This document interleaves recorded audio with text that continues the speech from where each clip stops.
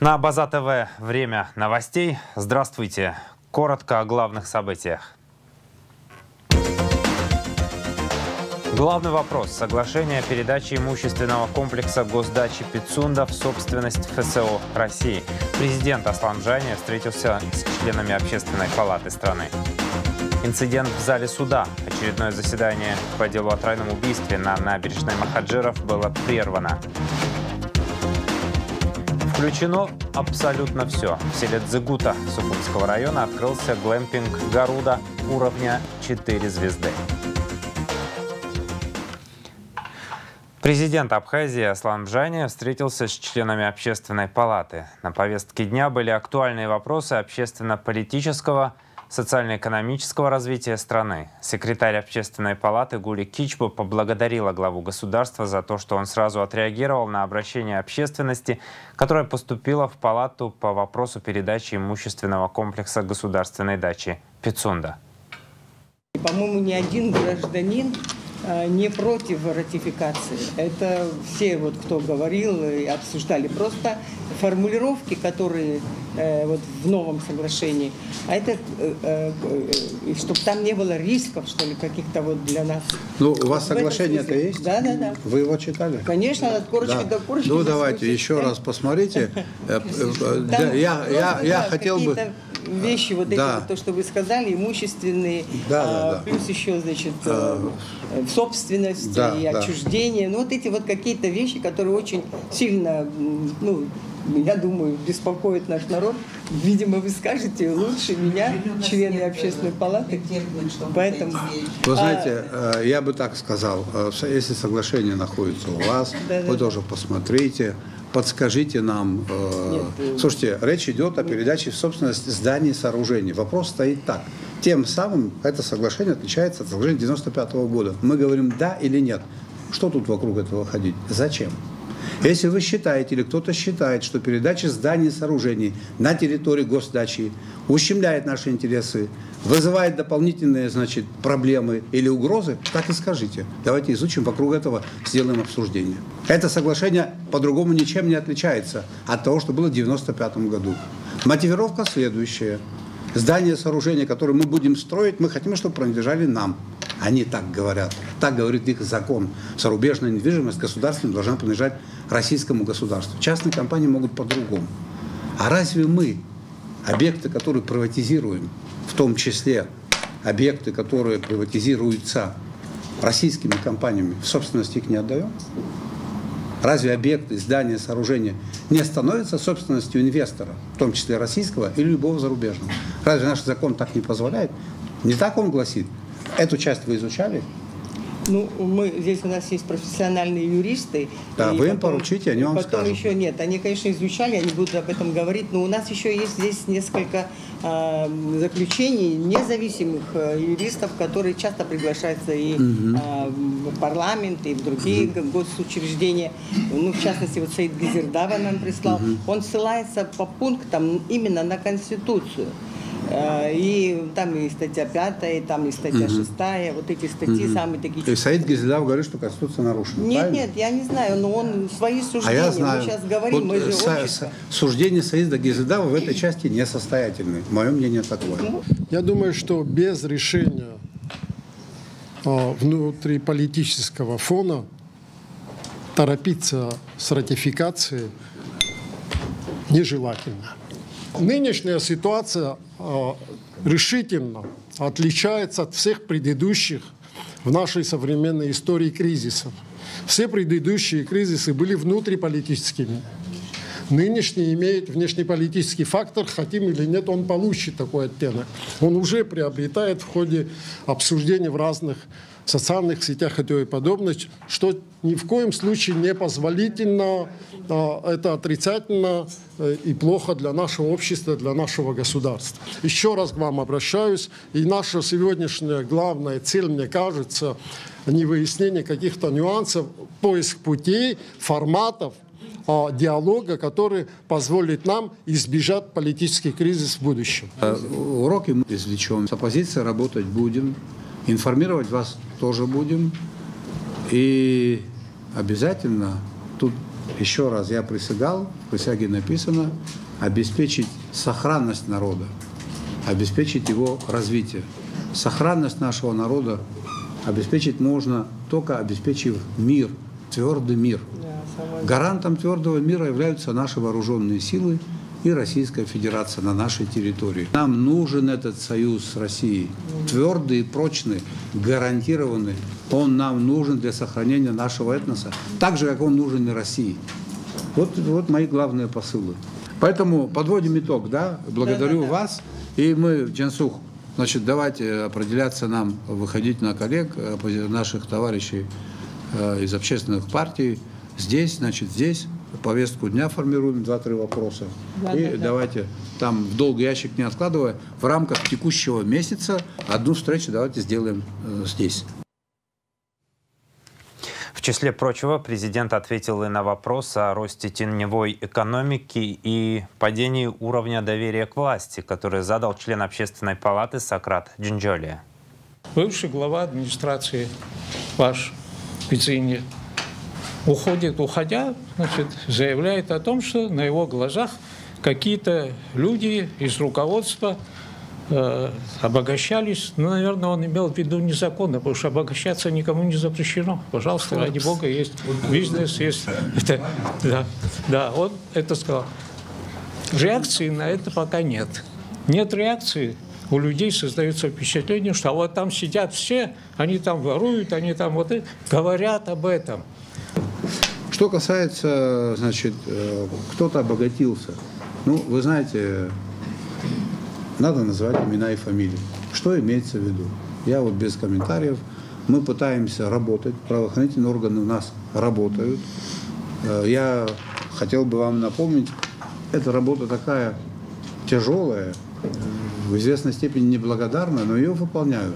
У нас есть случаи привлечения к уголовной ответственности высших должностных лиц, уровень министров и руководителей государственных компаний. К сожалению, такое есть. И будет дальше тоже. И будет эта работа, будет продолжаться. Не так просто, не так быстро, но надо иметь материалы, чтобы обвинить. Вы, наверное, знаете, о ком я говорю. Это история, которая предана огласке. Вы это знаете. Встреча прошла в открытом формате, и диалог длился более 2 часов. Глава государства детально ответил на вопросы членов Общественной палаты. Во встрече участвовали руководитель администрации президента Джансух Нанба, первый вице-премьер, министр сельского хозяйства Беслан Джоппо, вице-премьер, министр экономики Кристина Азган, министр здравоохранения Эдуард Бутба. Расширенную видеоверсию встречи Аслан Абжания с членами Общественной палаты страны смотрите после выпуска новостей. Президент Абхазии Аслан Абжания вручил ключи от квартиры вдове героя Абхазии Владимира Гены Карданова, Асият Кардановой. 2-комнатная квартира в центре Гагры по улице Абазга была выделена семье добровольца при содействии администрации Гагрского района. Вдова героя Абхазии Асият Карданова сердечно поблагодарила Аслана Абжания за внимание. Во встрече приняли участие руководитель администрации президента Джансух Нанба и заместитель главы Гагрского района Хана Гунба. Приветствую. Добро пожаловать. Рад вас видеть.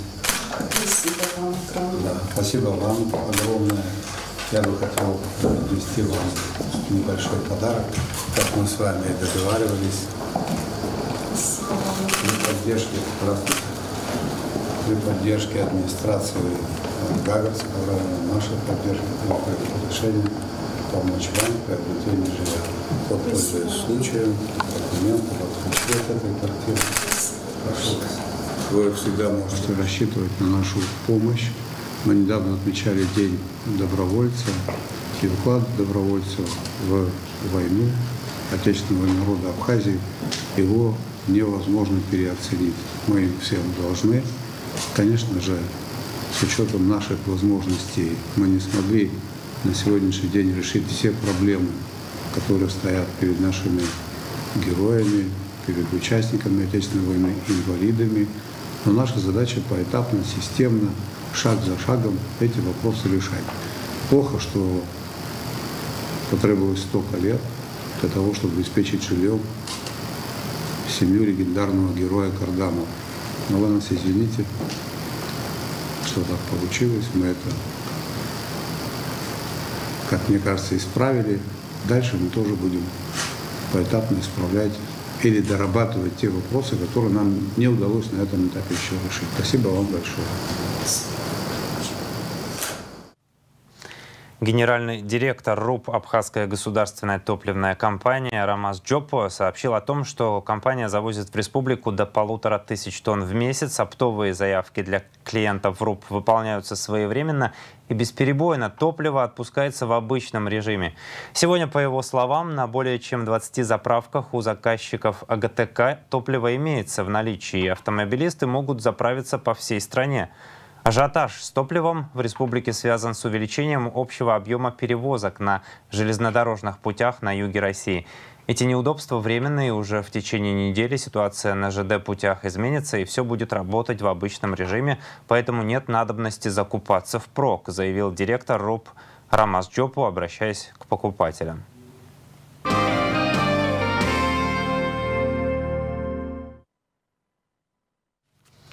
Министр иностранных дел республики Инал Ардзинба поздравил главу официального представительства Приднестровской Молдавской республики в Абхазии Гарри Купалба с днем рождения. В поздравлении, в частности, отмечается: в Республике Абхазия высоко ценят отношения дружбы и сотрудничества, сложившиеся между Республикой Абхазия и Приднестровской Молдавской республикой. Уважаемый Гарри Сергеевич, вы внесли большой вклад в укрепление двусторонних абхазо-приднестровских отношений. Уверен, присущие вам деловые качества, высокий профессионализм и многолетний опыт работы и в дальнейшем будут способствовать развитию межгосударственного взаимодействия во благо наших народов.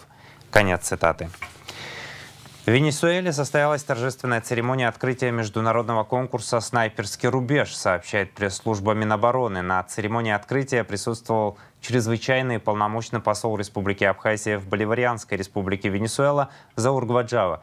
В начале церемонии перед трибуной приглашенных почетных гостей торжественным строем прошли команды-участницы армейских соревнований. Среди них и команда Абхазии. Помимо выставки образцов вооружения, военной техники, сухопутных войск и Национальной гвардии Венесуэлы, организаторы торжественной церемонии устроили показательное выступление парашютистов с флагами сборных. Сегодня участникам предстоит выполнить первое упражнение «Заяви о себе» и СВ-2 стартового этапа индивидуальный зачет, целью которого является определение лучшего снайпера состязаний.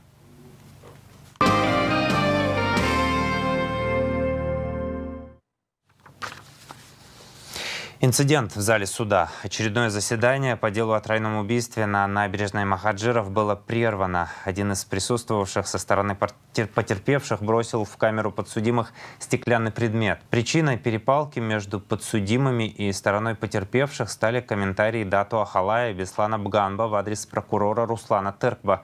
До этого суд заслушал более 10 документов из материалов дела.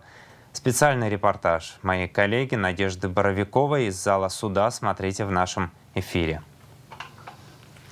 14 августа прокуратура Сухума возбудила уголовное дело в отношении Димура Киут по факту убийства Михаила Киут. Как сообщается на сайте Генпрокуратуры, 14 августа примерно в 15 часов 00 минут в Сухуме Киут Димур Шалович, находясь в состоянии алкогольного опьянения, пришел домой, улица Имама Шамиля, дом 4, квартира 18, и на почве внезапно возникшего конфликта с сыном Киут Михаилом Димуровичем нанес ему 3 колото резаных ножевых ранения в область грудной клетки слева. Михаил Киут скончался при транспортировке в республиканскую больницу. Димур Киут задержан. Органом предварительного расследования решается вопрос об избрании ему меры пресечения в виде заключения под стражу.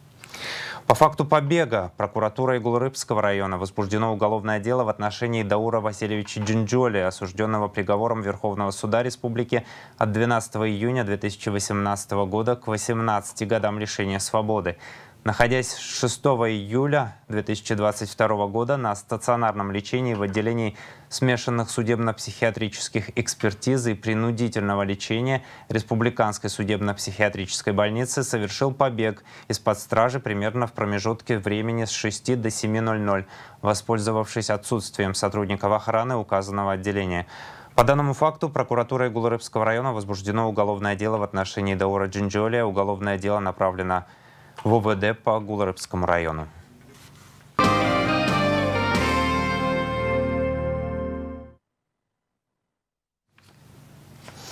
Храму быть. 18 августа состоится заливка фундамента храма в честь святого великомученика Евстафия Апсильского в городе Тпарчал. Обязательства по заливке фундамента под строительство храма взял на себя Нарсоу Ханагуа. 18 августа будут проведены работы по заливке. Комплекс работ нулевого цикла строительства храма будет завершен, после чего можно будет переходить к циклу возведения первого этажа будущего храма. По единому билету в Абхазию в 2022 было перевезено 2500 пассажиров, рассказала в интервью «Спутник» пресс-секретарь Единой транспортной дирекции Виктория Шестакова. По ее словам, количество перевозок в 2 раза выше, чем за аналогичный период 2021 года. С каждым годом единый билет становится все популярнее. Конечно, большую роль играет информированность, но удобство первостепенно для наших пассажиров, рассказала она. Шестакова добавила, что наиболее популярными направлениями среди пассажиров из года в год остаются Пицунда и Гагра. Перевозки доступны также в Гудауту, Новый Афон и Сухум. Включено абсолютно все. В селе Дзыгута Сухумского района открылся самый крупный на всем постсоветском пространстве глэмпинг «Гаруда» уровня 4 звезды. В открытии нового туристического объекта участвовали министр туризма Абхазии, депутаты Народного собрания и Госдумы России, а также все желающие. Мероприятие было открытым и собрало множество гостей. Побывали в глэмпинге и наши корреспонденты. Репортаж Марианны Котовой.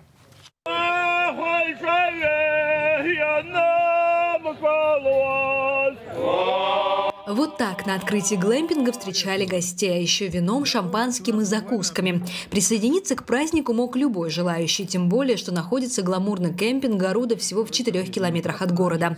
Создатель эко-гостиницы Георгий Ачба. Это он начинал с работы в такси, затем открыл свою фирму такси, потом построил отель в Сухуме, а теперь и альтернативно традиционному гостиничному формату глэмпинг. Главным секретом успеха Георгий называет свою целеустремленность. Если ты живешь по принципу «вижу цель, не вижу препятствий», вообще никаких проблем нет. Возвести можно все. Нам, конечно, очень помогли наши инвесторы российские, компания «Интурист», компания Fun and Sun, но желание и цель наша, и какие-то вложения наши тоже. Это наша дача довоенная. С 1987 года здесь жили греки, они уехали и продали нам здесь 2 участка земли. И вот поэтому я решил на этом. Это свой участок, он недалеко от города, 4 километра. Дорога легкая, комфортная, удобная. Почему бы и нет? Во-первых, мы в пандемийное время живем, да, сегодня нету ее, но может она опять развивается, поэтому нам нужно быть к этому готовым. Между этими домиками огромное количество, огромное расстояние, и здесь можно в любую пандемию находиться. Это очень важно, и это то, что нужно сейчас. Естественно, без помощи инвестора построить эко-отель на 50 номеров домиков почти в лесной чаще Георгию бы не удалось. Но земля, а именно несколько дач его и купленные у соседей, и идея принадлежат Георгию. Инвестор поверил в задумку, вдохновился концепцией экологичного отдыха и помог в сжатые сроки воплотить мечту в реальность. Георгий Гелавич действительно задал высокую планку нового вида туризма в Республике Абхазия. То есть все мы привыкли к пляжному туризму, типовой застройке, стандартным гостиницам с упором на море.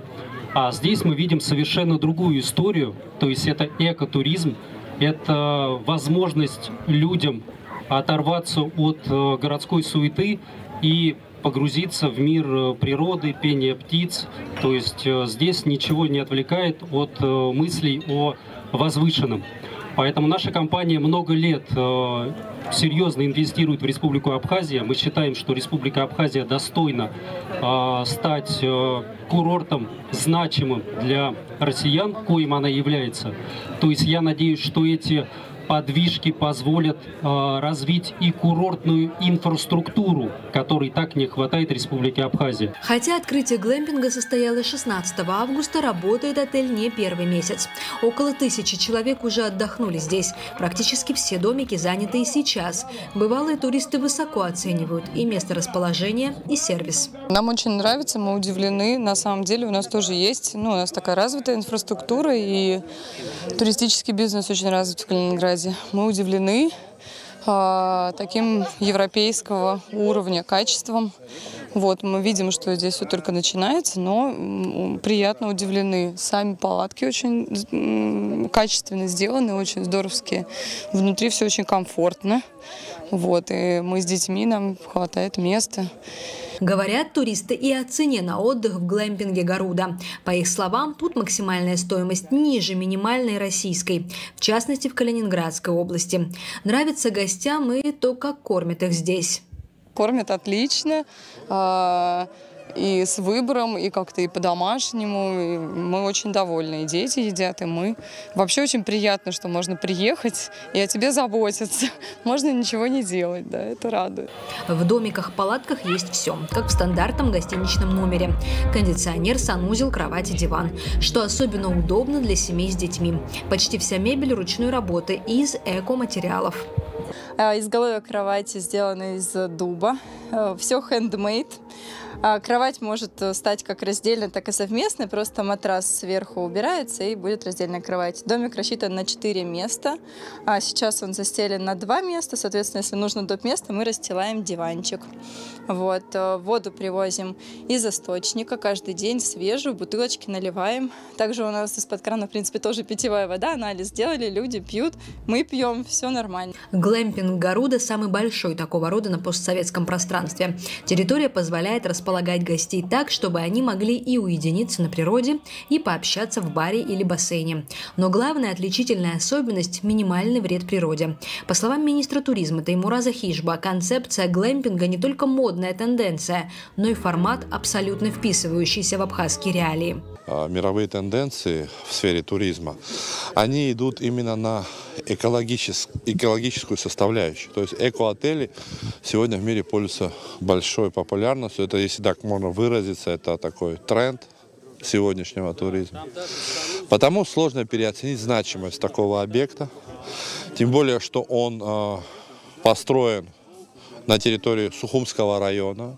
Мы, безусловно, уже можем сказать, что это самое значимое на данном этапе развития Сухумского района, самое значимое туристическое место. Это очень важно для нас, потому что, вы знаете, я не один раз уже говорил на этот счет, то, что у нас достаточно серьезный дисбаланс, и мы надеемся, что распределение наших гостей будет равномерно по всей территории Абхазии. На открытии глэмпинга присутствовал и депутат Госдумы Алексей Володсков. По его словам, по возвращении домой он будет всячески продвигать информацию о глэмпинге Гаруда. Нам важно, чтобы таких проектов было больше, потому что туристы хотят ехать в Абхазию, но нужны комфортные условия, нужно обязательно, чтобы спрос рождал конкуренцию, чтобы были возможности для того, чтобы отдыхать. И тем более такой проект, как этот, он на стыке экотуризма, он действительно дает возможность людям насладиться природой Абхазии, увидеть ее и жить в ней. Поэтому такие проекты, они востребованы сейчас повсеместно. И, конечно, мы хотели бы, чтобы развитие туристической инфраструктуры в республике прирастало такими интересными объектами. На открытии гламурного кемпинга абсолютно каждый гость мог побывать в сердце эко-отеля, в его бане. Здесь 2 вида бань – по белому и по черному. Банщик Константин Белобров рассказал, как правильно париться и парить в настоящей русской бане.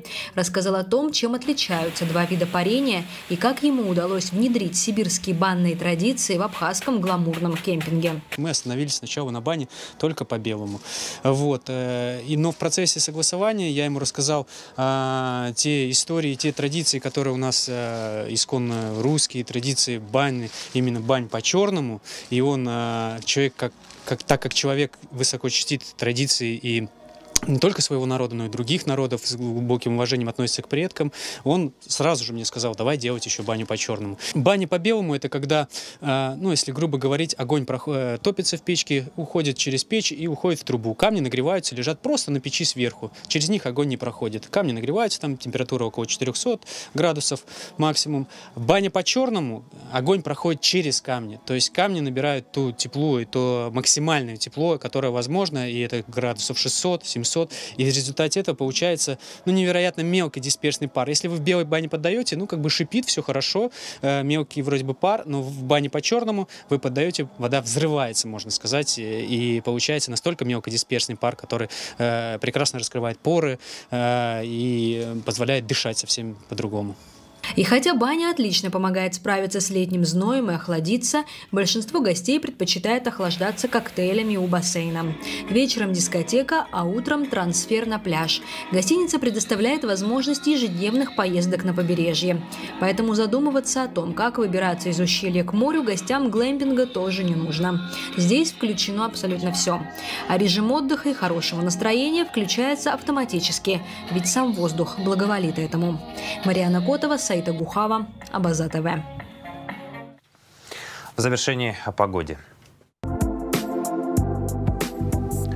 В четверг, 18 августа, в Абхазии переменная облачность. Ночью и утром местами возможен слабый дождь, туман. Днем без осадков. Сохранится жаркая погода.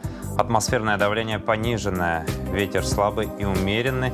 Температура воздуха ночью от 20 до 25 градусов. Днем от 30 до 35. Температура морской воды 27 градусов.